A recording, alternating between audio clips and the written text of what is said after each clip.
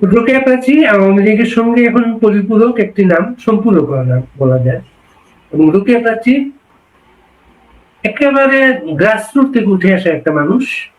আওয়ামী লীগের দুর্দিনে তার ভূমিকাটা, আওয়ামী লীগের নেতা কর্মী যারা মাঠের মানুষ তারা সবাই জানেন সেটা। আর আমরা যারা এই প্ল্যাটফর্ম গড়ে তুলেছি তারাও জানি। আমরা এখন পর্যন্ত আমাদের গেস্ট সংখ্যা খুব বেশি, হাতে কোনো কয়েকজন গেস্ট। রোকেয়া প্রাচীকে আমরা যখন আনি, গেস্ট আরো ছিল না, প্ল্যাটফর্ম আরো ছিল না।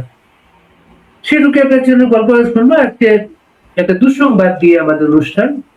Rokeya Prachi YouTube channel happy station বিশেষ নজরে পড়েছে লোকজনের, সাসপেন্ড হয়েছে, সেগুলো নিয়ে আলাপ করবো। রোকেয়া প্রাচী, আমাদের অনুষ্ঠানে আপনাকে স্বাগতম। জি, আসসালামু আলাইকুম। আপনাকে এবং দর্শকদের যারা আমাদেরকে দেখছেন সবাইকে সালাম, শ্রদ্ধা, কৃতজ্ঞতা। ইউটিউব চ্যানেলটা আগে শুনি, কি ঘটলো? সারাদিন তো ঠিক ছিল, সন্ধ্যায় আওয়ামী লীগ পেজের একটা শো, সেটার যখন লিঙ্ক করতে যাবে তখন আর খুঁজে পাওয়া যাচ্ছে না। কি যেন মনে হচ্ছে রিপোর্ট কিছু একটা, কি বলবো, কিছু একটা ঘটেছে আর কি। তো আমি এভাবেই নিচ্ছি যে এখনো ভাবতে চাই যে আচ্ছা ঠিক আছে, এটা টেকনিক্যাল কোনো কিছু হয়েছে, নিশ্চয়ই কাল সকালে দেখবো ঠিক হয়ে গেছে বা ঠিক করে ফেলতে পারবো। ফেসবুক পেজ দিয়ে এখন শো করছি, আমার আরো হিডেন একটা দুটো ইউটিউব চ্যানেল আছে, সেগুলোকে সামনে নিয়ে আসবো, কিছু করার নেই। আর এটাও হয়তো ঠিক হয়ে যাবে, ধরে নিচ্ছি। দুঃসময় অনেক কিছু ঘটে, কিছু একটা ঘটছে, সেটাকে মোকাবেলা করতে হবে ধৈর্যের সাথে। আমরা এই প্রসঙ্গে আরো আসবো। আমাদের শিরোনাম আজকে আমরা করেছি প্রধানমন্ত্রী শেখ হাসিনা যে সংবাদ সম্মেলনটা আমরা যতটা শুনেছি ওই সময় 12 কোটির বেশি মানুষ একসঙ্গে সেটা দেখেছেন।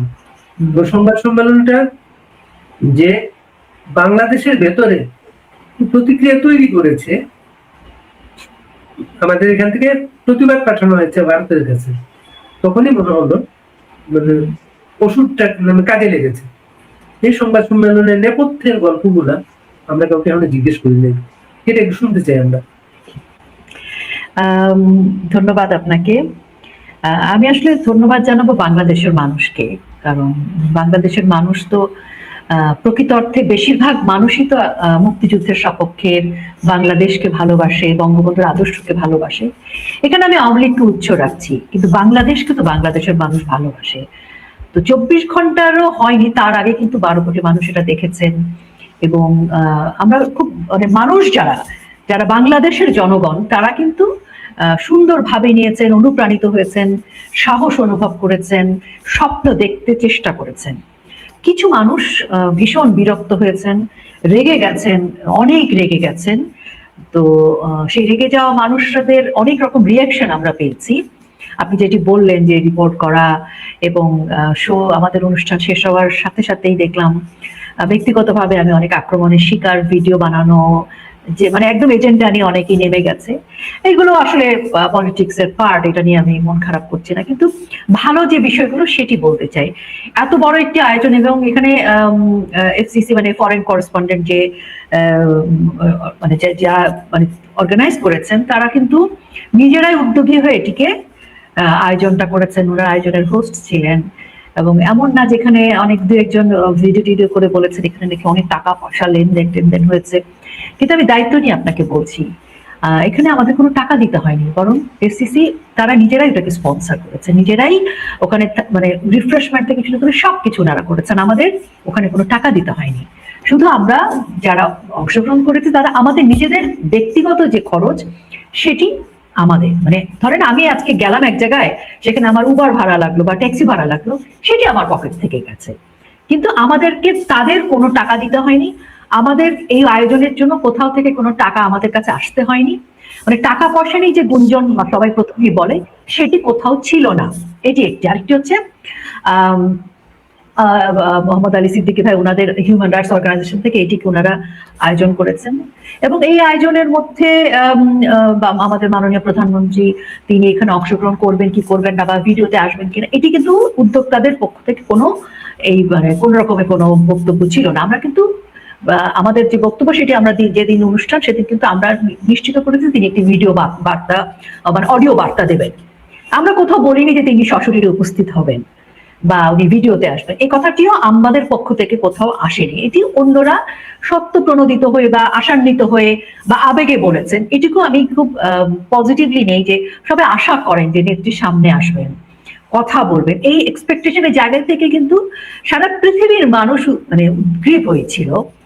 এবং আরেকটি কথা আমি বলতে চাই, সেটি হচ্ছে যে এই প্রথম আন্তর্জাতিক পত্রপত্রিকার সাংবাদিকদের সাথে আমাদের একটা মত বিনিময়ের সুযোগ হলো, এবং সেখানে এই পরিমাণ, সেদিন দিল্লিতে ভোর রাত থেকে বৃষ্টি হচ্ছিল, মানে আকাশ কাঁপিয়ে বৃষ্টি হচ্ছিল, এবং সেই বৃষ্টিটা একটানা হয়েছে রাত পর্যন্ত, একদম রাত পর্যন্ত।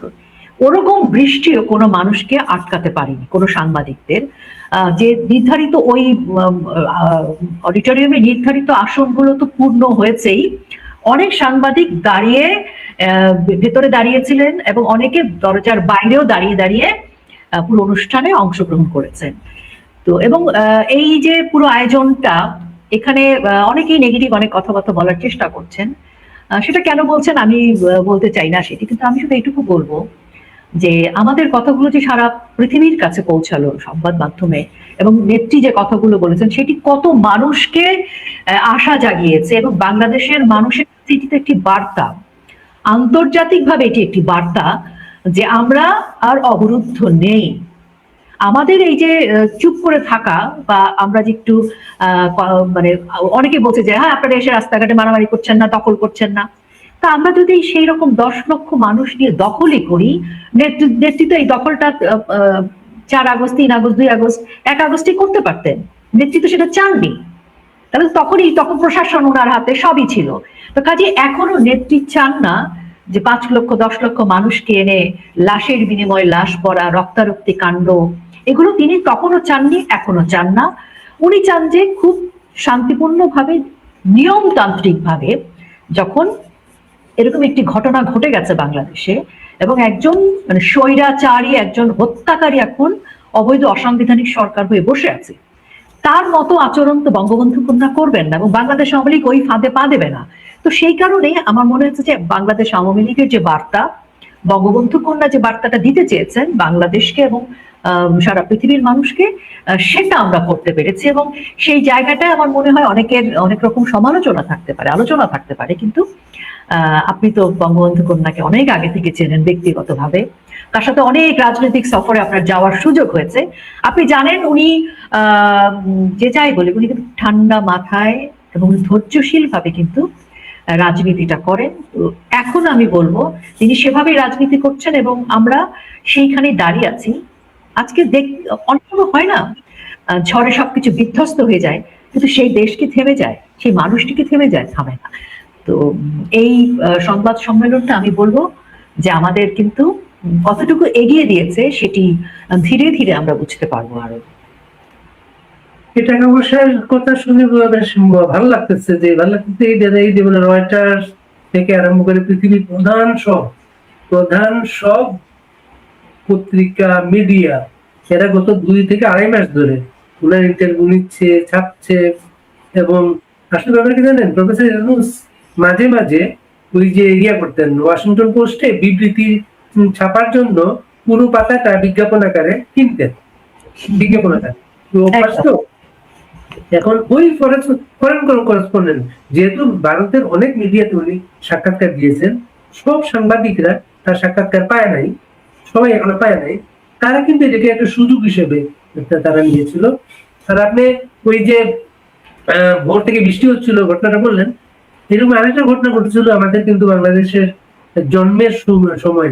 17 এপ্রিল মুজিবনগর সরকার যখন শপথ নেয়, 16 April barrister Aminul Islam Kolkata press ক্লাবে গিয়েছিলেন, গিয়ে বলেছিলেন যে আগামীকাল ভোরে এখানে গাড়ি আসবে, বাংলাদেশ সরকারের একটা অনুষ্ঠান আছে, আপনারা যদি যেতে চান থাকবেন, সকালবেলা গাড়ি আসবে নিয়ে যাবে আপনাদের। এই কথা বলে বেরিয়ে গেছিলেন। বেরিয়ে যাওয়ার পরে তখন তো এরকম মোবাইল ফোন এরকম কোনো ছিল না, এমন একটা লোক আসলো প্রেস ক্লাবে, 1-2 মিনিটের মধ্যে বেরিয়ে গেল। সাংবাদিকরা এত হলো বিষয়টাকে, অনেক সাংবাদিক সেই রাত্রে প্রেস ক্লাবে ছিল এই কারণে ভোরবেলা যদি আসতে দেরি হয়, তার গাড়িটা যদি মিস হয়, সে যদি অনুষ্ঠানে মিস করতে পারে, ওনার কোনো ঝুঁকি নেননি। সুবিধা নেই। ঠিক দিল্লির আপনি যে ঘটনাটা বললেন, আরেকটা বিষয়, যেহেতু আপনাকে নিয়ে কথা হচ্ছে, না আপনিও জানেন আমরাও জানি, মানে আমি ব্যক্তিগতভাবে জানি, আপনার নামটা সেখানে শেখ হাসিনা নিজে লিখেছে। আপনার নাম ওখানে কারা কারা থাকবে এই সিদ্ধান্তটা উনি নিয়েছেন কিন্তু, এবং আপনার নামটা উনি নিজে নিয়েছেন। এখন উনি দলের সভানেত্রী, দলের একটা প্রোগ্রাম উনি তো ঠিক করবেন সেটা, এক্স ওয়াই জেড, এই অধিকারটা তো তার আছে, সেটা যেটা স্বীকার আছে আপনি। আমার কাছে যেটা মনে হয় আর কি, বাড়ি ভাই, একটা, আমি তো অভিনয় শিল্পী, অনেক বছর অভিনয় করে আসছি মিডিয়ায়। আগে তো কি হতো, মিডিয়া অভিনয় করার পর, আমি তো মঞ্চ থেকে এসেছি, তো আমরা শো শেষ করার পর মানে যে পর্দা ভাগ করে একটু তাকিয়ে থাকতাম যে দর্শকদের রিয়াকশনটা কি, কি সমালোচনা করছে শোর শেষে। মেকআপ টেকআপ তুলে একটু দূরে দাঁড়িয়ে থাকতাম ভয় পেতাম, কারণ তখন আমাদের কাছে রিভিউটা খুব ইম্পর্টেন্ট ছিল। তো এই যে রিভিউটা, তখন তো ধরেন আমরা অভিনয় করেছি, ভালো বলেছে খারাপও বলেছে, তো দুটোই গ্রহণ করতে পারতাম। তো এখন আমরা দেখছি, এবং যখন মাঝে মাঝে দু একজন সমালোচনা করতো, তখন আমাকে একদিন আমার পরিচালক বললো, শোনো, কিছু কিছু সমালোচনা থাকবে তোমার ভালোর জন্য, আর কিছু কিছু সমালোচনা থাকবে তোমাকে টেনে নামানোর জন্য। এই দুটোর পার্থক্য তোমাকে বুঝতে হবে, বুঝে এই দুটো বুঝে তোমাকে রিয়াকশন দিতে হবে। তাই আমি আমার কি রিয়াকশন দেওয়া উচিত, বলছে যখন তুমি বুঝবে তোমাকে টেনে নামানোর জন্য কেউ মানে কিছু সমালোচনা করছে, তখন তুমি বুঝবে যে তুমি আসলে প্রপার জায়গায় বলটা থ্রো করতে পেরেছো, অর্থাৎ তোমার কাজটা একদম ঠিক হচ্ছে, এই জন্যই লোকজন একটু রিয়াকশন বেশি দিচ্ছে। তো আমি 5ই আগস্ট পরবর্তী সময় দেখলাম, 5ই আগস্ট না, আমি 14ই জুলাই প্রথম আসলে ধানমন্ডি 32-এ গিয়েছিলাম। আমি বলছি 2024-এর কথা বলছি, যখন তুমি কে আমি কে রাজাকার রাজাকার এই স্লোগানটা ঢাকা বিশ্ববিদ্যালয়ে হচ্ছিল। তো ওই 14ই জুলাই আমাদের একটা অনুষ্ঠান ছিল, আমার নেতৃত্বে আমাদের টেলিভিশনের কিছু প্রডিউসাররা আমরা ফুল দিতে গিয়েছিলাম। তো সেদিন থেকে কথা বলছি, তো আমি দেখলাম যে আমি যেখানেই কথা বলি সেখানেই আমাকে গালমন্দ করা হচ্ছে। তা আমি ধরে নিলাম যে আসলে তার মানে ঠিক বলছি। তো এইটা 5 তারিখের পর অবৈধ অসাংবিধানিক তথাকথিত জঙ্গি বাহিনীর সরকার গঠিত হলো। দেখলাম যে আমার বিরুদ্ধে বেশি বাড়ছে লেখা। 14ই আগস্টের পর আরো বাড়লো, এবং গত 17-18 মাসে এটা এমন পর্যায়ে গেছে যে আমার, আমি আপনাকে আপনার সাথে বলেছিলাম যে আমি শোক সংবাদে পরিণত হওয়ার মতো অবস্থায়, মানে এটা তৃতীয়বারের মতো হয়েছিল। তো এখন ধরেন যাদের গাত্রদাহ হচ্ছে, তাদের কেন গাত্রদাহ হচ্ছে, তারা কি আসলে কি চায়? আমার লাশ কোথাও পড়ে থাকলে তারা খুশি হতো, বা আমি দেশে থেকে মার খেলে খুশি হতো? তো এই খুশিটা কে হবে? ইউনূস প্রশাসন, জঙ্গি, জামাত, এনসিপি, এরাই তো, তৌহিদি জনতা কিংবা মব, এদেরই তো খুশি হওয়ার কথা। তা কাজে সেম ভাষায় যখন আমাদের পরিচিতরা যখন একই কথা বলে, তখন আমি ধরে নেই যে আমি ভয়ঙ্কর সত্য কথাটা ঠিক জায়গা মতো বলতে পেরেছি। আমি যা করছি সেটা একদম ঠিক জায়গায় লাগছে। আমি তাদেরকে, আমার ইউটিউব চ্যানেলে 76.9% বাংলাদেশের অডিয়েন্স, আমার সাবস্ক্রাইবার কম, কিন্তু কিন্তু যে পরিমাণ মানুষ ভিউ করে আমি খুব অবাক হই। তো কাজে তার মানে কি, আমি যে কথাটা বলছি সেটা অনেক লক্ষ লক্ষ ভিউ হচ্ছে, এত মিলিয়ন ভিউ, তার মানে আমি ঠিক কথাটা বলছি, ওদের কলিজার মধ্যে লাগছে, মাথার মধ্যে লাগছে, ওরা আমার লাশ চায়, হামলা মামলা করতে চায়। তো ওই সুরে যারা গান গাইছে তাদেরও হয়তো বুকের মধ্যে কোথাও কলিজাটা পড়ছে, চতুর্দিকে পোড়া গন্ধ আছে। তো এই পোড়া গন্ধটা নিয়ে আমি মনে করি যে আমার তো শত্রু যারা, আমি তাদের চিনি, কাছের শত্রুদের আমি চিনি না, যারা মিত্র সেজে আছে কিন্তু আসলে শত্রু, বা তাদের লাগছে। এটাকে আমি পজিটিভলি নিচ্ছি, এবং তাদেরকে আমি বলতে চাই একটা অনুষ্ঠানের মাধ্যমে যে আপনারা আমাকে যত বাধা দেবেন, যত সমালোচনা করবেন, আমি তত জ্বলে উঠব। আমাকে মানে আসলে মানুষকে থামানোর দায়িত্ব কিন্তু মানুষের না, মানুষ মানুষকে থামাতে পারে না, মৃত্যুর পর্যন্ত নিয়ে যেতে পারে,